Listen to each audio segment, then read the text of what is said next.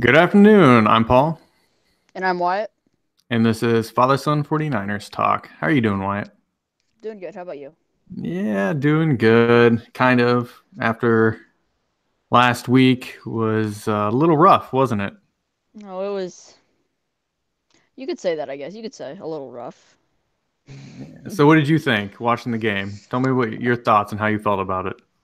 Well, my and after the game, I have one play to describe my thoughts, and that was the first throw play of the game.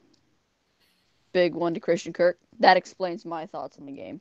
Yeah, how you feel about it? Yeah, that Yeah, they that definitely explains it all. that explains all. Yeah, that was a tough one, wasn't it? They definitely had seen film of Colbert out of place, and he did exactly what they expected him to do. He bit down. He's supposed to be the high man, the man on top, not allow anybody to get behind him, and he definitely did not do that on that He play, did did he? not. On that play, he did not. Yeah, Christian definitely. Kirk, rookie to rookie, first play of the game, touchdown. Yeah, rookie to rookie, that's for sure. I mean, when you look at the 49ers stat line, you wouldn't have thought the game would have ended the way it did, right? Yeah, you wouldn't think it, but I don't know. It was It filled up the stat book, but other than that, it didn't do much. Yeah, I did fill up the stat book, kind of. I mean, they say that it's almost kind of a historic loss. It was a historic day in general. When you look at, we had 92 total plays, offensive plays, 92. 92. 92 offensive plays. So let me read the stat line for you. So Okay. we had 92 offensive plays. We All had right. 30 first downs compared to 10 or fewer. Well, let me reread that stat. That was a little messed up. So the 49ers dominated in most offensive categories. The 49ers had 92 total plays to Arizona's 49. They outgained the Cardinals 447 yards to 220. They converted 10 of 17 third down plays, while the Cardinals went 2 of for 12 in third down situations. We also had 30 first downs. So yeah, that's so when you look at that, you don't think loss. No, no, you wouldn't No, think you loss at all. you think easy win at that point. I Mm-hmm. mean, when I read that stat line, that's what comes to mind. An easy win. But it was everything but that. Oh, yeah, no, it was everything but that for sure. I mean, Josh Rosen definitely didn't have a great day. He didn't look very good at all. He wasn't able to convert first downs. He didn't have very many completions, but we still lost the game. I mean, we found a way to lose the game. Yeah, that's the way to explain it. And we did it through 5 turnovers. You have 5 turnovers, you're pretty much bound to lose that game, right? Yeah, 100%. So what did you think about the 49ers performance during that? Tell me, what did you think about the offense, defense? Um, well, I don't know. I don't really know. It's just a weird game and all. I don't know. My opinion varies. I don't know what my opinion is to tell you the truth. I think that that's kind of how 49ers feel, 49ers fans feel in general. We had really high hopes coming into the year that we kind of felt that even if we weren't a offensive juggernaut of a team, and if we didn't make the playoffs, that we were going to be competitive. That's really what we were looking Yeah, for, was to be and we were competitive. at least going to be able to beat bad teams. Yeah. Yeah, absolutely. We wanted to be able to beat bad teams and go out and, well, I mean, that's how we ended the podcast last week, right? Was said, we want to beat bad teams. I mean, that's kind of where the 49ers were at. Are we able to beat bad teams? And we showed that, we weren't able to do that Not week. only can we, not only that week, like if the whole season played out like that week, not only could we not beat bad teams, but we were like with injury and stuff, we are bad teams. We are Yeah, part of the bad teams. yeah, we are. We were. Yeah. I mean, that's kind of the I don't overall. I don't like to say it, but Yeah, It's the truth. that is the overall feeling. I mean, so when you actually look at it, the defense played pretty good. The defense had a better game this week. I'd agree. I would agree. The offense did a pretty good job in getting yards, right? I mean, Mm-hmm. yards, conversions, they were man, Matt Breida at the beginning of the game, he was running and Yeah, it was. and then he just got hurt. I don't know what it is. I feel like the Niners have like we need to have some sort of injury protection spell for next year We need placed it. on the team. We need to be able to play Madden and just turn injuries off. Yeah. Yeah, that's a good idea. Yeah, turn injuries off on Madden button. So is that the name of the button? Injuries off? It's turn injuries off. Turn injuries off Yeah. on So we Madden. need I it. like that. That's what we need Where's the injuries off button? in your settings. Yeah, no, yeah, in real life. So I Yeah, went yeah. into settings and for the 49ers and I wasn't able to find it. I can't find it either. I don't know what's wrong. Right? I was looking, when you start talking about injuries for the Niners, it really has been just soul crushing. I mean, we lost Jerick McKinnon, which I mean we're gonna start talking about some good, maybe bright opportunities or the bright side. There really isn't a bright side, but we're trying to look for the good in the situation. And I'm there starting. go Well, ahead. I'm gonna say something right now before we even get into this topic. I'm starting to question what McKinnon ends up getting, Jerick McKinnon, you mean as far as his like touches and stuff. yeah. So that is a good question. And that's one of the things that I guess we can talk about it right now. With Jerick McKinnon was supposed to be the guy. Yeah, he And was. yeah, and he might be the guy. And with the Niners, can you imagine Jerick McKinnon and Matt Breida on the field at the same time? On the Yeah, team at the same time? You got that one guy that just runs for crazy yards, and you got Jerick McKinnon that catches passes and he's really elusive and just that difference. And they're like two different running backs, but same at the same time. And they both got their own separate things. I don't know, it'd just be phenomenal to have them on the field at the same time. Well, McKinnon hits the holes hard. Or not McKinnon, sorry, Breida. Breida. Breida hits the holes hard, and he's been catching the ball. So he wasn't very good last year catching the ball, but this year he's done a pretty good job with it. So that's been pretty impressive. Hmm. And on top of that, I mean, I guess Breida was a wide receiver in high school, so he has that experience, but he wasn't doing a very good job of it last year. Hmm. Yeah, I don't know. He's he's phenomenal. I mean, if he keeps doing what he does and he's able to carry this year to year, he's going to be phenomenal. I know, right? I really think so. And I think that you pair him with McKinnon and you have those dual threat backs back there, both of them with their own skill sets, both explosive. That could really look good. It really could. Yeah, it really would look amazing.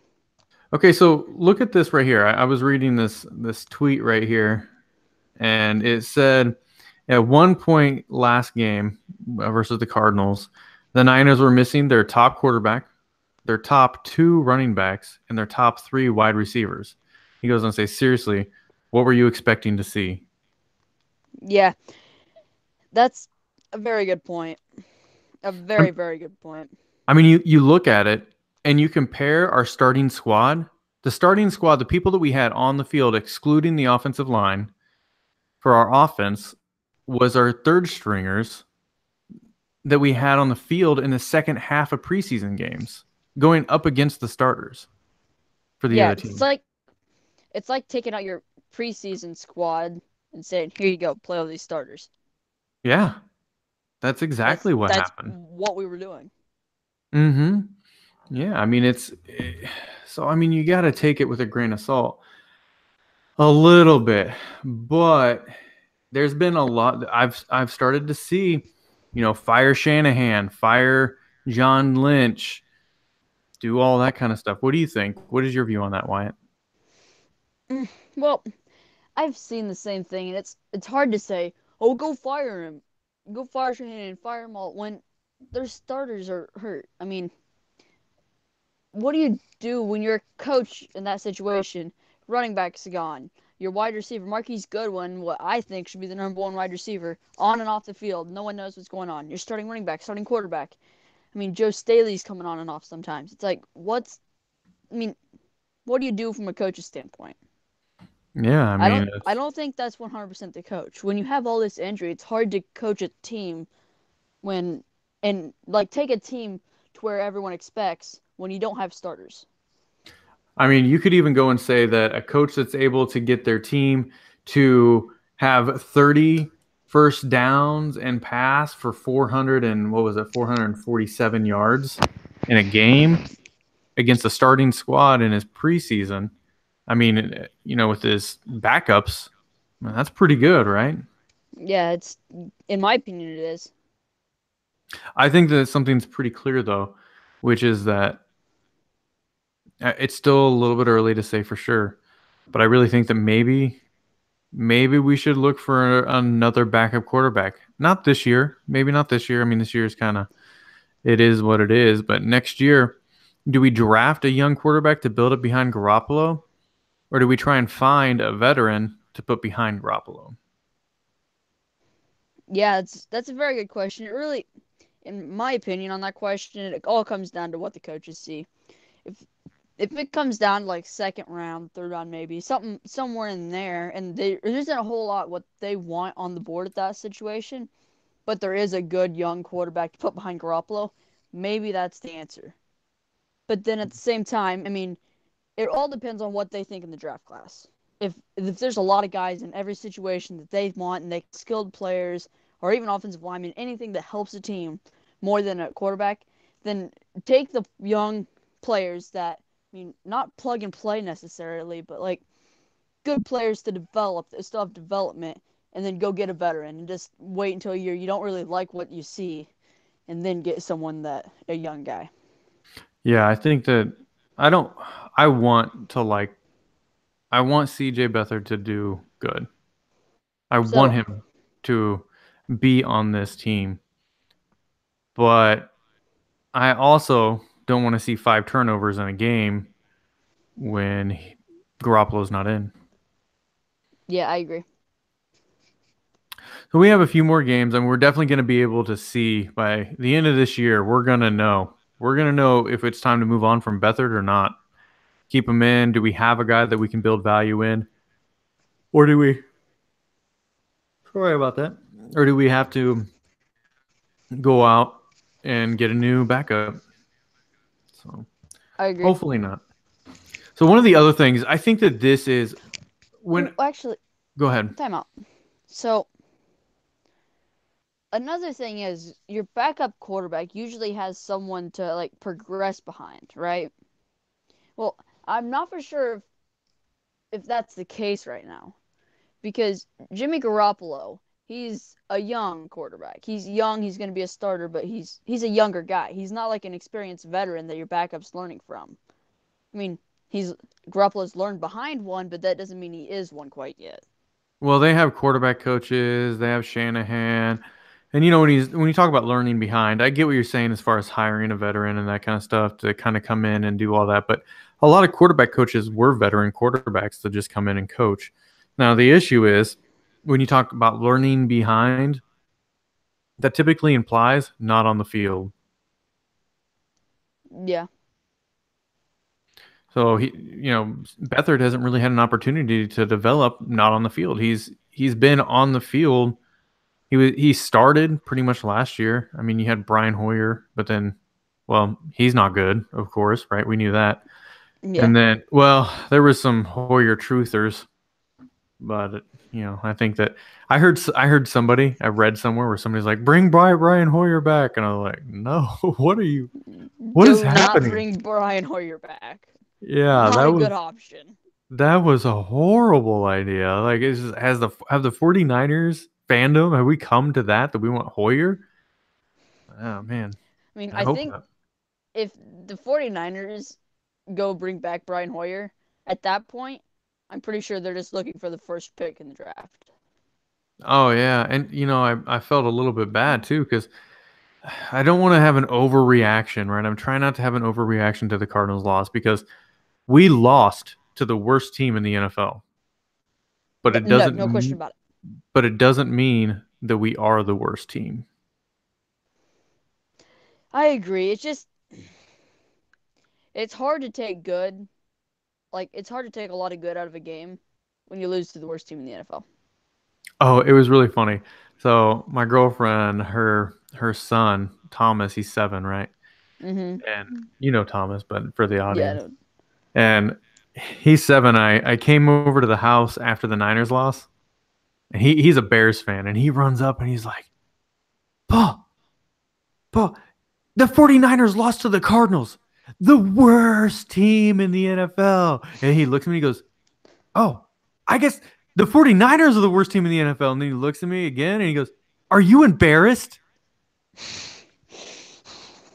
Are you embarrassed to be a 49ers fan and lose to the Cardinals?" I'm like, "No, I'm not embarrassed to be a 49ers fan, but Oh, so this has nothing to do with the 49ers or that comment, really. It just has to do with the Bears. If you look at the Raiders defense, Khalil Mack has more tackles and sacks, or not more tackles, more sacks than the entire Raiders defense. I just don't know what to think about that." I mean, I do. I know what to think about it. I think it was a mistake. I think they should have signed him, kept him on the team. Eh, I just don't know what to think of Gruden. I don't know.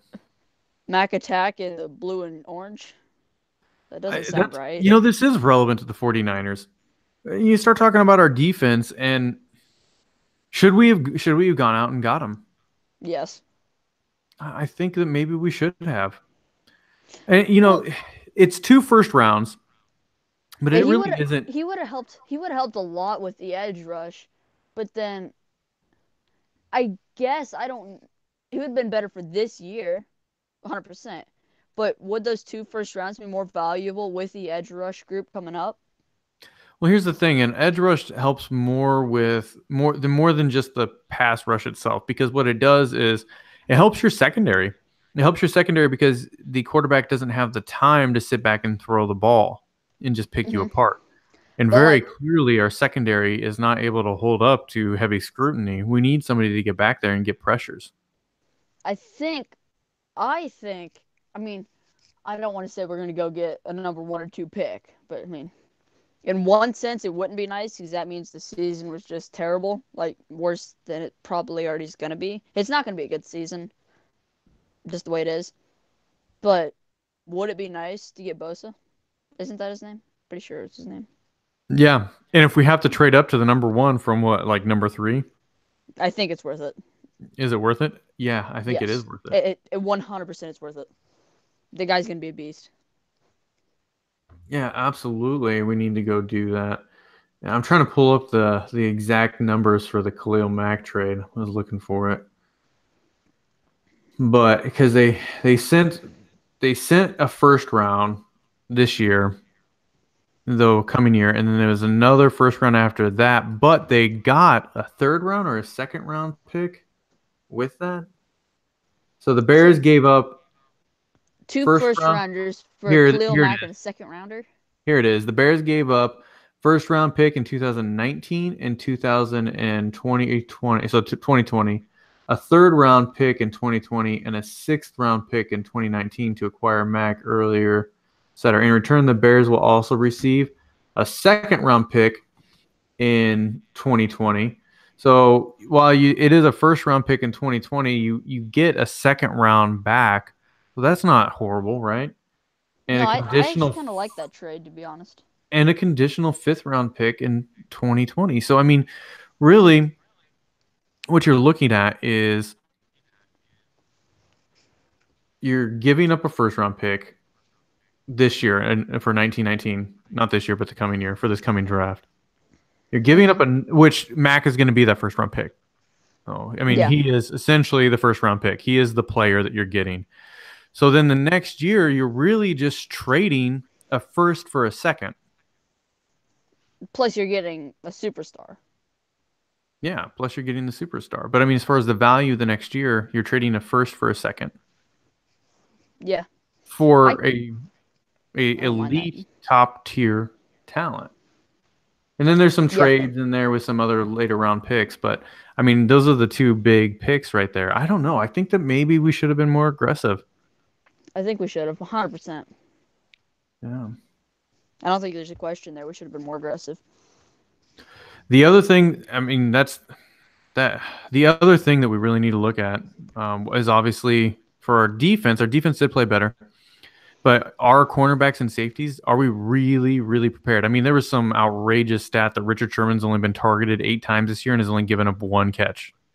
It's I was looking at the same stat. It is no, it's not quite that. What he is averaging is one completion every 2 games. That's crazy. That's crazy. That might end up being one catch actually.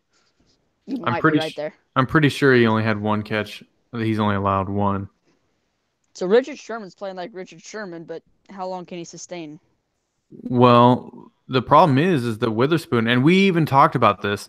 Remember, we talked about at the beginning of the season or before the season started, was that if Richard Sherman came out and he played well, that we would really see what Witherspoon could do because he was They're going gonna to.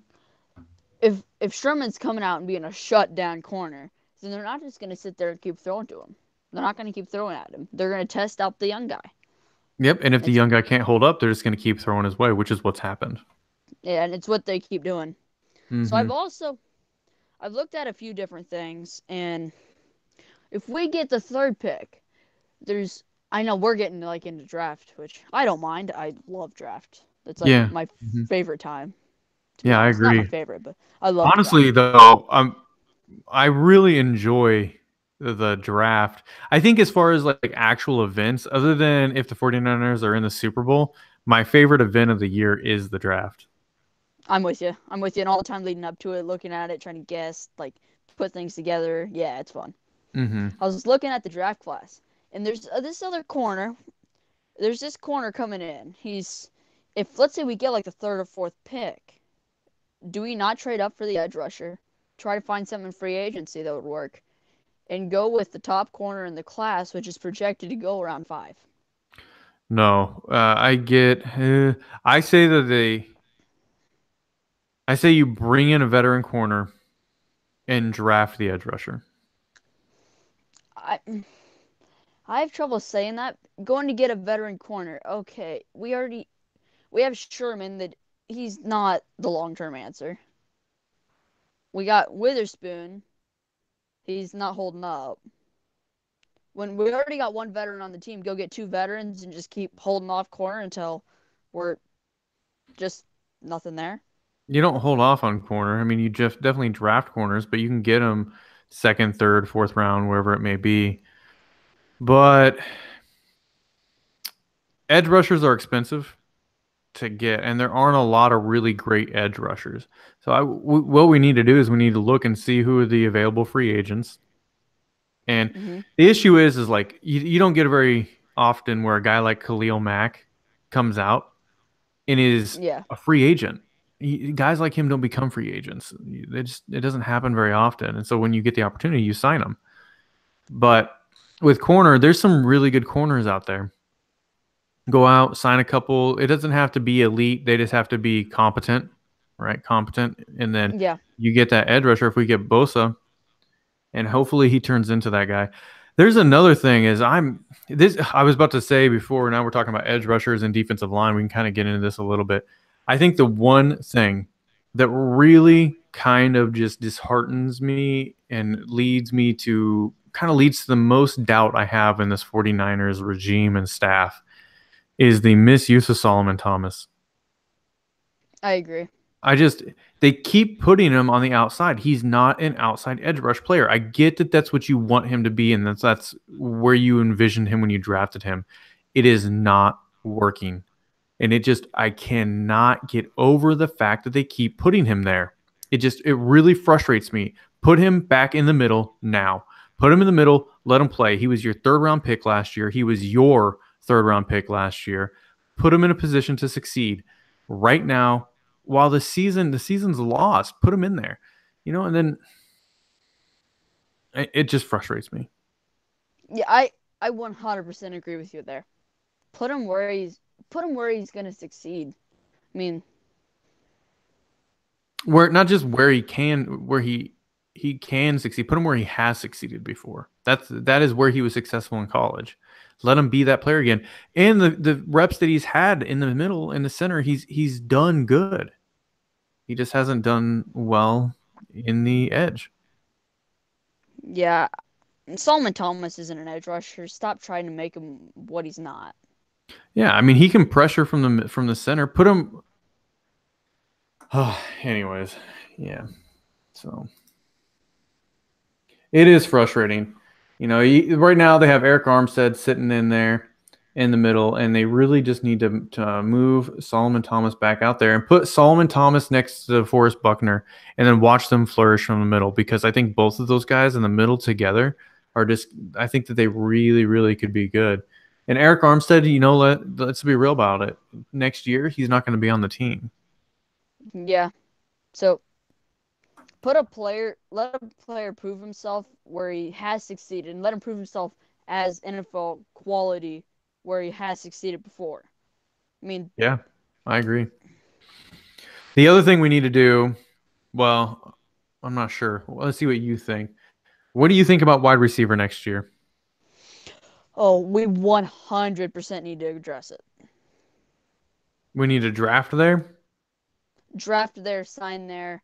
I don't care how they do it. It's not a real strong wide receiver class. I mean, from what I've seen, it's not a real strong one. Maybe if there's a guy like Dante Pettis somewhere, something in that range later, but don't make it like a early draft. Go get somebody. We need we need a guy that's not Pierre Garcon as a true number one.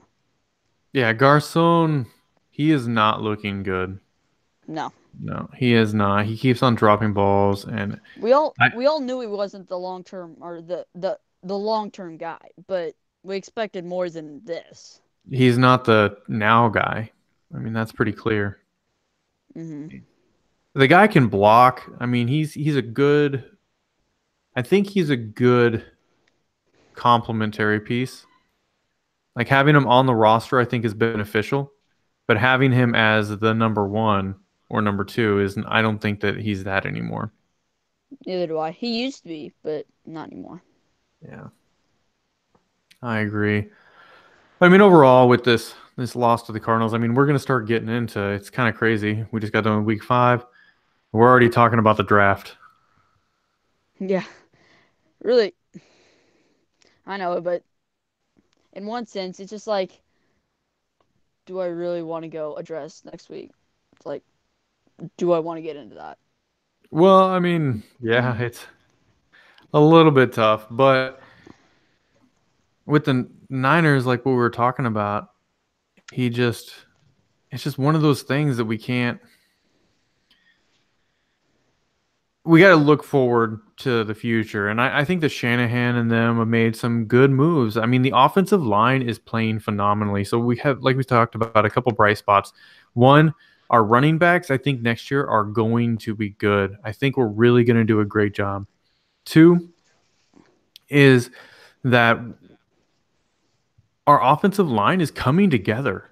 It's looking good. I mean, It's McGlinchey it's it's not what I expected, but it is doing very well.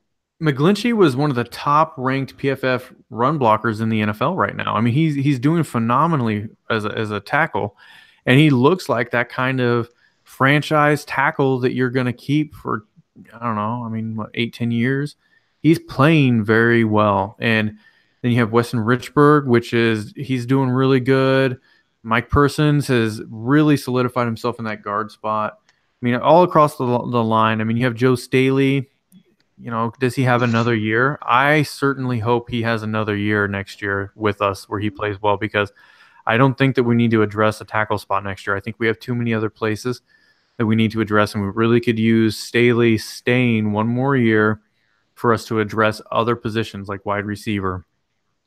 Wide receiver, Corner. and then defense. I mean, we need to on offense. Honestly, I think on offense, the only piece we really need to address right now is wide receiver.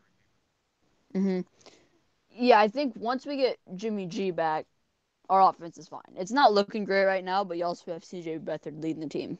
And we're still getting 447 yards or whatever it was Yeah. on. Put on us starting offense. put a starting caliber that is going to be good, I think. That's going to be a really good quarterback in the NFL. Put Mhm. a good quarterback behind that. I think our offense is going to be amazing. Yeah, I mean, you look at so let's go through the offense real quick. So on the offense right now, just with our starting squad that we had at the beginning of the year. So let's think about this. Quarterback, we have Jimmy Garoppolo. And I've seen one or two people that don't believe in him, but whatever. That's not what we're talking about. So Jimmy Garoppolo is the franchise quarterback. We're moving forward with him. I believe in him. I know you believe in him, and I think he's going to be a great 100%. quarterback. Yeah. So then we look at our line, and you have starting at center, Weston Richburg, which he's been playing really well. Oh, I Mhm. really feel good about that. Mike Person at right guard, and he really has been playing well. I mean, I know last year he started to play okay, and then this year he's come through and he's doing a good job. Then you have Mike McGlinchey. I really like him in that position. He looks really good at right guard, and maybe he can move over to left guard. He played Tackle. left guard in, or yeah, Right. sorry, tackle. You're right. So right tackle, and he played left tackle in college too. So I think that maybe he can move over and do that. You have left guard is Lakin Tomlinson, and he's been playing well too. He has. And then you have Joe Staley at left guard or left tackle. I keep on saying guard. I don't know why. At left tackle, and he looks good. I mean, our offensive line, I like it. So then our offensive weapons, you have Jarek McKinnon, which in truth we really don't know what he looks like, but pair him with Matt Breida, and I yeah, I really don't know what to think of Jerick McKinnon just for the fact we have Jerick McKinnon coming in. He's going to start playing with a torn ACL. Not playing with a torn ACL, but playing coming back after a torn ACL. I think it's going to take him a little bit of time, but I think he it is end up going to be good, but it's going to take him a little bit of time next year. well, I mean, we'll see. Pair him with Matt Breida, and I think it's going to be amazing. I really do. I think he's going to be good. The Mm-hmm. biggest question is, can he stay healthy, right? And that's the big question for both him and Breida. Then you have Greg or George Kittle, Mm-hmm. right? Love George Kittle. I really do. I think that George Kittle is going to be I mean, he is a beast. The guy is an animal. That touchdown pass that he had, 90% of every other tight end in the NFL doesn't get a touchdown after that. It's a 40-yard pass and run for good yardage, but they don't get a touchdown. And Kittle is just going to be, I think that he is going to be top 5 and above At in position. yeah, at the tight end spot, he is an athletic freak. Like Mm-hmm. it's crazy. Yeah, I agree. And then fullback, which I mean, not a lot of teams have a fullback, but use check some juice, right? We got a fullback that is a beast that He can catches the catch the ball. ball, man. Yeah, I mean, when do you hear that? The fullback, what? Why is he catching passes? Yeah, I mean, so when you look at that, it's man, the offense Was looks good up to that point, right? I mean, we really I don't need to was do. Go I ahead. was reading an article, and it was talking about how Kyle Shanahan he gets his weapons involved, and he realizes he knows how to get his weapons involved, and he realizes that Kyle Juszczyk is one of his offensive weapons, and he gets him involved like Yeah, a that's what they lot, called him when they paid for him and brought him into the team. They called him an offensive weapon. They didn't call him a fullback. They called him an offensive weapon. bringing in another offensive weapon. Yeah, well, I mean, literally, that's what he Yeah, told the press. He was like, "Well, he's not a fullback. We see him as an offensive weapon. yeah, it's I don't know. Juszczyk's really good. He's the OW." Hmm. Yeah, but then you go to our wide receivers, and this is where it gets shady, right? Hmm. Which is Pierre Garcon, and he just is not playing well. Yeah. And well, I mean, catching the ball well. He's run blocking and doing that kind of stuff. Then you have Goodwin, and I still think Goodwin should stay on the team. I like Goodwin. I think he should be there. I think he's a So do really I. good wide receiver. He's been injured. He hasn't been able to play to his full potential yet. But I don't know that he's a number one. I think he could be, he's definitely number two, maybe a 1B, but he needs somebody else. Yeah, 100%. Dante Pettis, and I think Dante Pettis could develop into a really good wide receiver, but he's not there yet. I mean, he's a rookie and he might take some more time, right? Amazing special teamer. Yeah. But then, I mean, you start getting into Kendrick Bourne, Victor Bolden for wide receiver, and these are all promising guys, but they really haven't done much, right? And it's scary. It's scary when you look at the wide receiver core. We really do need to put some more talent in there, and I think that we over evaluated and overvalued. Sorry. Yeah, I I think think we we over. go ahead. Or you go. Oh Go. well, that's funny. But anyway, I thought we had more of that position than we actually do. Yeah, I did too. Yeah, I think that the 49ers as a whole, including the coaching staff and the leadership, over evaluated the talent they had at that position. Yeah, Yeah. They did the same I thing in the backfield too, the cornerback and not the backfield in offense, but the yeah DBs you. and safeties. hmm We overvalued.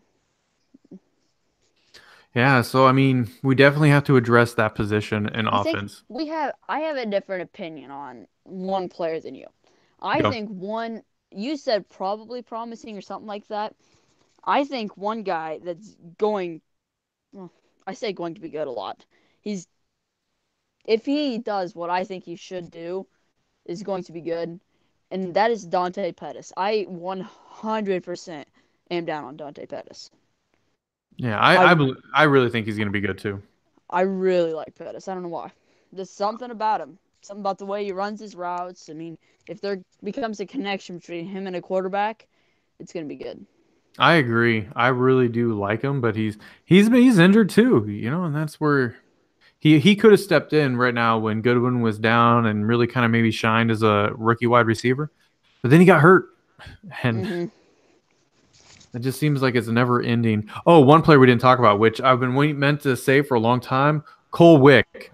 So we talked about the tight end position before when we were talking about breaking down to the 53-man roster, and Cole Wick hmm is the tight end.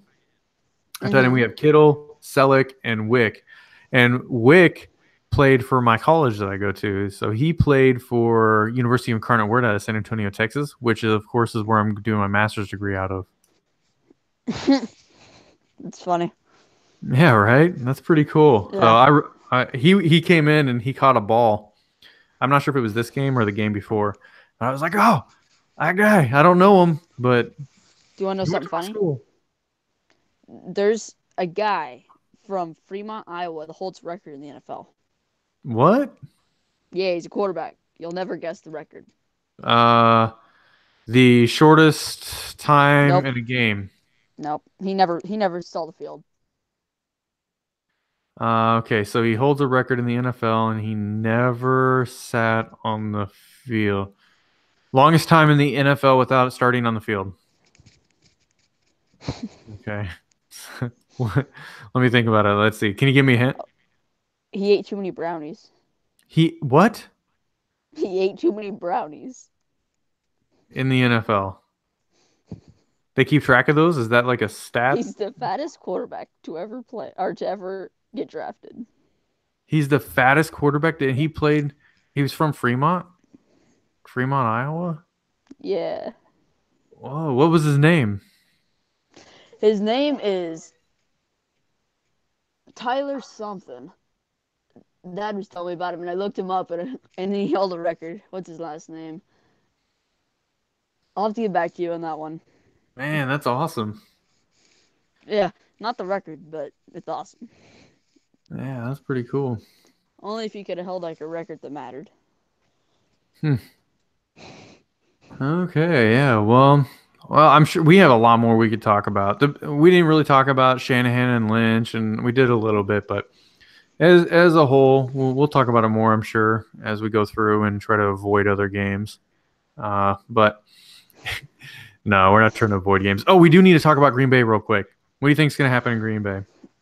Mm, okay, I don't want to say this, but I don't think we win the game. Oh yeah, I think that probably not going to win the game. Yeah, but I think if we can shut down the run game and get our playmakers involved, we will fight. I don't think we'll end up with a victory, but I think we could show a fight if we shut down the run game with that triple running stuff they got going on. I don't know.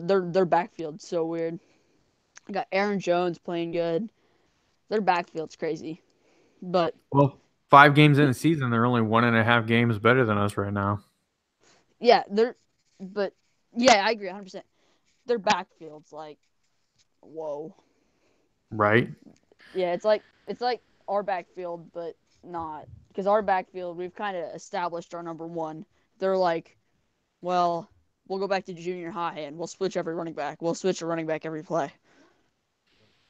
Yeah, it's tough to say. I think that maybe we come out and play harder than I mean, you look the Niners really right now under Beathard are a tale of two quarterbacks or two teams. You have the Chargers team where we come out and we're competitive and we play well. And then we have the Cardinals team. So which team are we going to get? Which one is going to come out and play against Green Bay? I think the team has a chance. I mean, they have a puncher's chance to beat Green Bay if they came out and played really well and Green Bay played bad because Green Bay has not played well this year. Yeah, if Aaron Rodgers doesn't play like you would think Aaron Rodgers would, I think we stand a chance. Yeah, and so it's not I wouldn't put money on it, but I'm not going to say that it's No. not there. I think that, the overwhelming probability is that sorry, the overwhelming probability is that we lose that game, and it's not even close.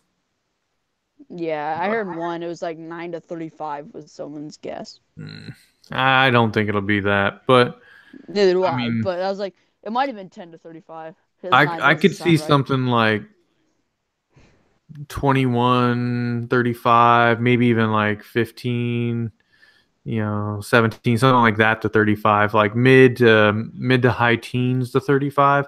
I don't think they're Yeah, going to keep us to 9 though. I think that we'll score more points than that. yeah, I do too.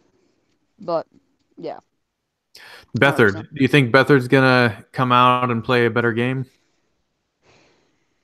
I don't know. That's like flip a coin. How does Bethard play? Yeah. Yeah, we'll see. So we're expecting to lose that game. It's a Monday night game. We weren't able to get flexed out of that one. So, Yeah, but yeah, we'll see what happens. Anyways, we'll talk more about the coaching staff and John Lynch and that kind of stuff and games to come or podcasts to come. And hopefully this week we all get surprised. yeah. Hopefully, there's a big surprise when we come out and take a dub. I agree. Okay, bud. I love you. Love you, Dad. Love you, Wyatt. Love Bye. you. Okay.